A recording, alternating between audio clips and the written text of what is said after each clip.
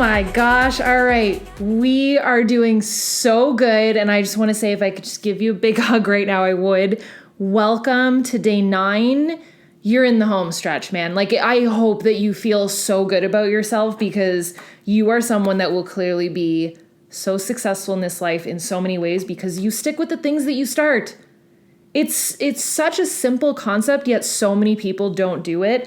And today, I think that this will be the day where you have the most breakthroughs. If you have the book with you, go to the Dream Big chapter 8. We're going to go through your evil twin situation. So your evil twin situation is the person that is like this little tiny monster that basically controls your most crummy thoughts about yourself. It is the little creature that is like, you can't do this. And they're really annoying. And if you have ever dealt with imposter syndrome, it sucks. And I think that it's so interesting that there is this perception of imposter syndrome that it's basically, I'm faking it till I make it. That's not what imposter syndrome is. Imposter syndrome is basically that you think that you are just so alone and you have all of these range of reasons why you can't do something or why you are doing something, all for everybody else but yourself. And you basically calling out before you've even stepped up to the plate on yourself. No one else, just you. You do it to yourself. So here is this endless loop of we fall into comparison, lack of confidence, we fall into fear and doubt and not feeling worthy of whatever it is that you're going after. And that holds us back from our goals. So if you've ever been in this position, congratulations, you're human. Raise your hand if you've been in this position where you want to go after something, but maybe you don't feel like you can. It can be small or it can be big. It could literally be that you want to go to the store feeling confident about what you're wearing and you don't. It could be that you want to start a multi-million-dollar business and you don't feel like you can. It can be anything. It can be a multitude of different things. So basically you take on this new goal, task, project. It can be any of the things that you put. Okay, you want a moment of truth? You want to know what makes me feel like an imposter syndrome? That one. If you listen, you can see it, but that one is such an imposter syndrome for me because you are on a wait list waiting to be a part of something that you give a lot of money to, and it's just something that is so special and represents so much for me and my husband, but you're just a sitting duck and you're waiting to find out if you're worthy enough to be part of a club. It's a terrible feeling. So that for me is imposter syndrome. And I work really hard on it every day. And there's so many different types of this, but you have this goal, this task. It could be to lose weight. It could be to build your dream home. It could be a project. And then you get to work on it. And then this self-doubt and maybe a little bit of worry sets in. And then you get anxious, you procrastinate, you overplan, and you never actually get to the goal. Or you do start to see a little bit of progress on the goal, and you maybe complete it, or you get a quick sense of relief for doing a little bit of something, but then you have this feeling that somebody else could have just done it better than you, or they are doing it better than you, and you just never get back to work on it. And then you feel more anxiety, more like a fraud, more fear, and more doubt, and then you keep trying to get at the goal, and then it just keeps going. It just keeps going. It's like this cluster of crumminess. So there are 5 different, I call them evil twins, like imposters that kind of control our thoughts, and they're very different. So if you are someone that when you have a new goal, you usually avoid getting started, A.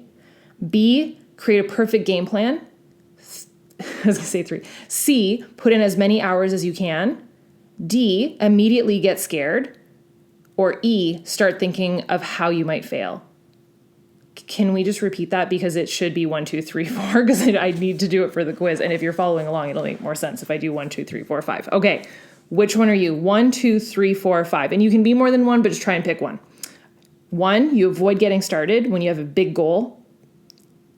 2, you create a perfect game plan. 3, you put in as many hours as you can. 4, you immediately get scared. Did I say started earlier? Scared. 5, you start thinking of how you might fail. Question number 2. My first thought when I start a new task, 1, I should reorganize my house first. 2, I need markers and poster board ASAP. 3, how many late nights will this be? 4, who will judge me? 5, what if I mess it all up? There's a very big difference between all 5 of these.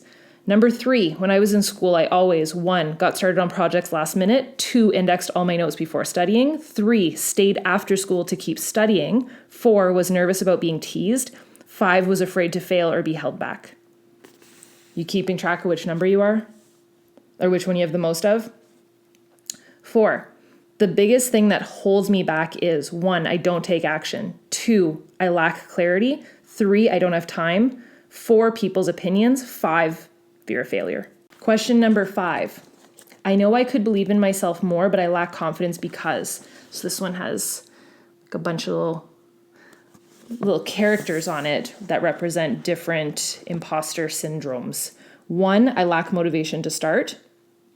2, I get so overwhelmed. 3, I don't have the skills. 4, I'm scared of being judged. 5, I'm scared to fail.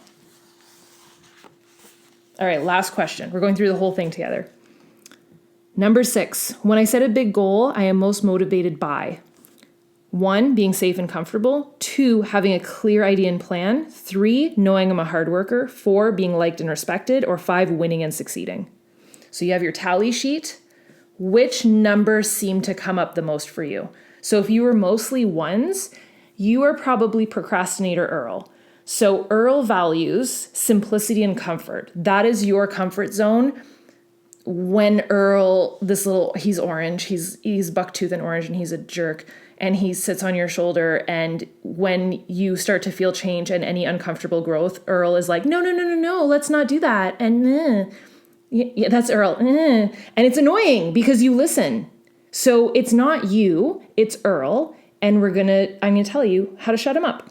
So Earl has a tendency to put things off or delay them until the very last moment, likely because of overwhelm. In school, Earl was a good student, but most likely started on big projects the night before they were due. How to say goodbye to Earl.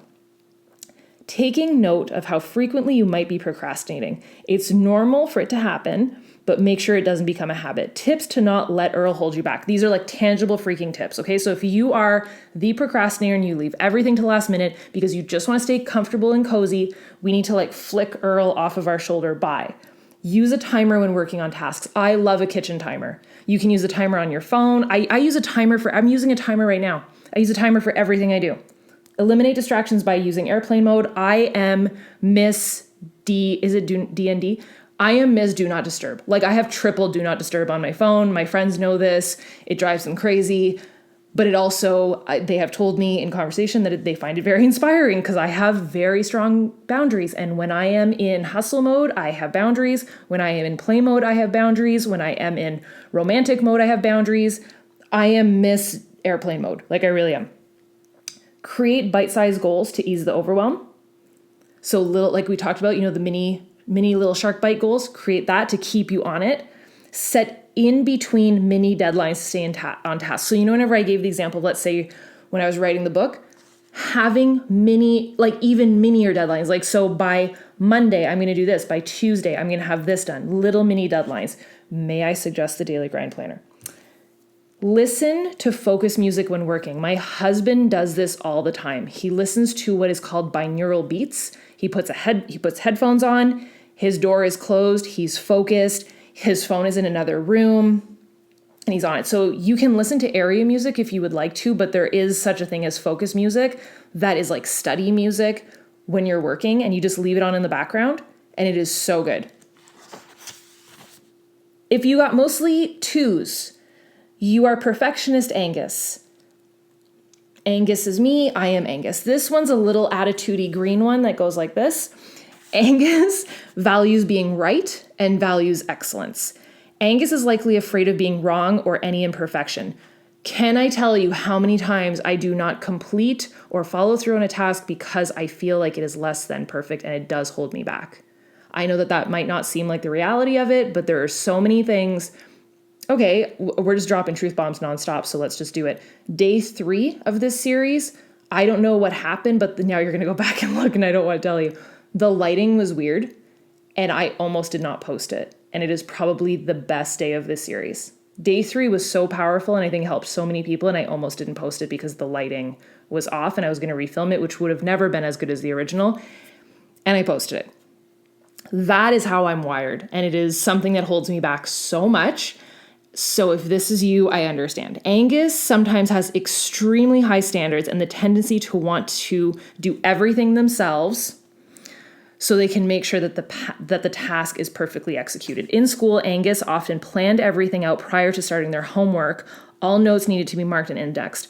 I would have these freaking stack of recipe cards that I would like write out all my notes. It would have to be perfect before I actually did said studying. It was ridiculous. This is me. Recognizing that sometimes the ideology of shoot then aim might work in your favor and hold you back less. Start it and figure it out as you go. So shoot the arrow and then aim. Don't aim for a million years and then release the arrow. Release the arrow and figure it out as you go. That is something I live by now, and it helps me so much. So tips to not let Angus hold you back. Find lessons in all mistakes. Don't keep errors a secret. Share them and grow from them. Don't get caught up planning. Just do the first step. Can I tell you, this is the biggest reason why I created the Daily Grind Planner, because I had so many planners that would sit on my desk and collect dust. And one day I started taking a blank piece of dot grid paper and mapping this out myself, because I needed something that at 5 p.m. at the end of the day, when I started to cook dinner and get my evening ready, that I could think to myself, okay, this is what I accomplished today. This is how I've moved forward on my goals, and that it could be tangible. Not, I don't know what I'm doing and I just want to doodle and make things pretty, but not actually move forward. It needed to be the most action-oriented system for making my dreams and goals happen. That's why I created this. So this was created for me.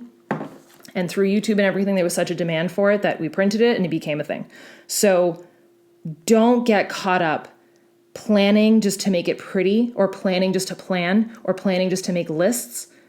Make it something that you can execute and move forward on. The action is what matters the most for you, especially if you are Angus. Use a quick and simple planning system. Get into the habit of following through on your ideas. If you are someone that you have all the ideas in the world, but you don't execute, I am calling you out right now. You got to do like Angus is there and just be like, goodbye. Number 3, I think most people know. You guys know I call Andre Aldrin, right? It's an inside joke, but if you've heard the story, you know it, and it's hilarious. So we have overworked Aldrin. This would be Andre's.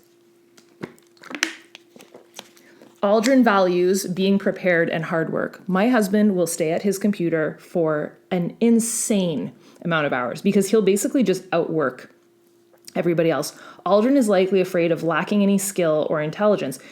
You will outwork people, which is a great strength, but it can also be your downfall. You will outwork everybody else in the room because of any insecurity that they might be better at you than something. Aldrin is sometimes very competitive and can tend to compare themselves to others. They put in longer hours to make up for any insecurities that they might have. In school, Aldrin often stayed after class or went into the library to put in extra time studying so the teacher would notice. Now, I'm not saying that my husband did this because I don't think that he ever did, but he did do this for, let's say, certain skills like hockey, Muay Thai, and sports that he does. He will put in all of the extra hours and he will stay much later than all other people because there's such a care factor with this. But it can also hold you back and create imposter syndrome. So how to say goodbye to Aldrin. Set boundaries the right way. Set a firm time to turn off your phone and work computer. Silence notification and close apps. This is, I believe, the coolest thing that led to something that Andre created called the dopamine detox. So Andre created this. We're both going to follow it, especially when we get home, but he followed it throughout all of November into December. Basically, phone in another room, anything that is a dopamine feeder. So certain like junk food, alcohol, even he didn't watch sports. So I know that's crazy. He didn't watch sports, no video games, no trash TV, no phone, obviously no social media. So I would tell him things that were like happening in the world and he had no idea. He was like, I said, I saw this on TikTok and he was like, oh, I didn't know. It was crazy, but it was so healthy for him and his sleep had never been better. It was crazy. So we are both going to do that whenever we get home. Tips to not let Aldrin hold you back. Make time for and to maintain healthy habits. So to work out every single day, and it'll just free up time to be able to do that when you kind of do the thing to Aldrin, like, goodbye, Aldrin. Set firm hours for your time. So for work time, for play time, like I said, for romance time, for quality time, all firm hours for that so that you're not all over the place and that you're not just working the whole time. Keep your phone in another room. That one's huge. Learn different ways of saying no, because you're probably very nice and say yes to everybody. Delegate or hire a virtual assistant. One of the best things that we ever did as a couple was hire, they're not really virtual. They work from home, but we see them in person. So we do know these people, but you can hire a virtual assistant off of Fiverr and never even meet them in person if you don't want to. So if you need assistance, it's probably easier and cheaper than you think. All right, if you got mostly 4s, you are people-pleasing Pat. You value being liked by others. That is your top priority, and that is what pushes Pat to stay on your shoulder and control everything that you do because you do things just to be liked. Pat is likely afraid of being exposed or judged. Pat often seeks approval and acceptance and hopes to feel like they belong.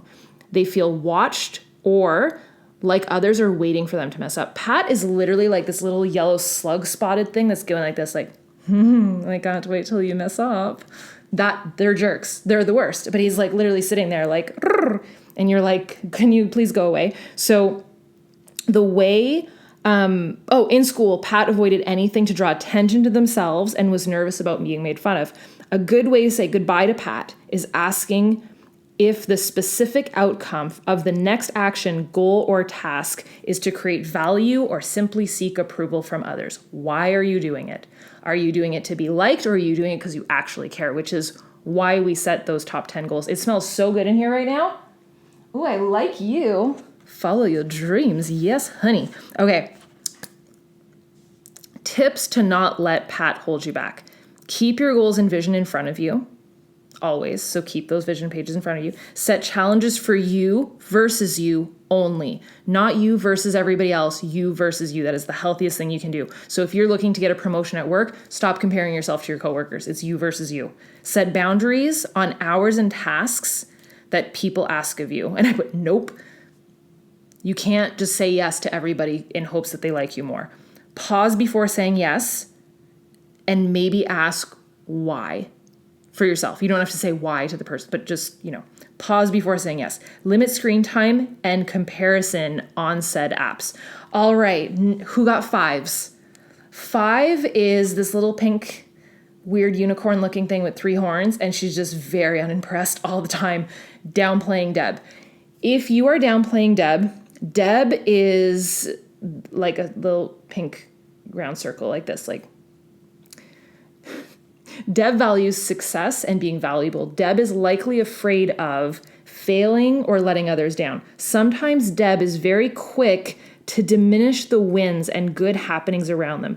They feel failure shows others that they are undeserving of any rewards or progress. In school, Deb often took on more work than she should have or than they should have because they always wanted a backup plan in case they failed. Say goodbye to Deb by setting mini milestones and promising to celebrate them. You need little bottles of champagne. I'm telling you, if you're Deb, you need little bottles of champagne. Getting a few mini bottles of champagne and popping one for each win. Tips to not let Deb hold you back. Make a list of what's going well in your life right now. And clap for your damn self. Keep a gratitude journal to write in daily. Track your progress and track your growth. Pay yourself a daily compliment. Literally stand in the mirror, pay yourself a compliment, and list ways to celebrate your wins. It doesn't have to be a champagne. It can be a little trip to Sephora if you want. But stop downplaying your wins because that is a way that you are selling yourself short. So if you are either of these 5, I hope that this can help you. And just like with our moods cheat sheet, there is a cheat sheet for who is your evil twin, ways to not let them hold you back, one positive way you can speak to yourself, and just shift gears when this little evil twin comes out to play, what you can do. So the next time that your evil twin shows up, what will you do? That's my biggest question for you today. Take some time to think about that. You can comment it down below the video, but next time that evil twin comes out to play in your life, how are you going to handle it? And that could change the entire outcome of your year if you can figure out what's holding you back and how to not let it hold you back anymore. Cool? All right. I love you guys. Don't let the little imposter creature hold you back. And hopefully this was a lot of tough love. I hope that you had some breakthroughs today, and just know that you are better than this teeny tiny little monster that's telling you that you can't, because I'm here to tell you that you 100% can, probably bigger and greater than you ever thought possible. Cool? I love you, and I'll see you guys tomorrow. Bye, dudes. Magic.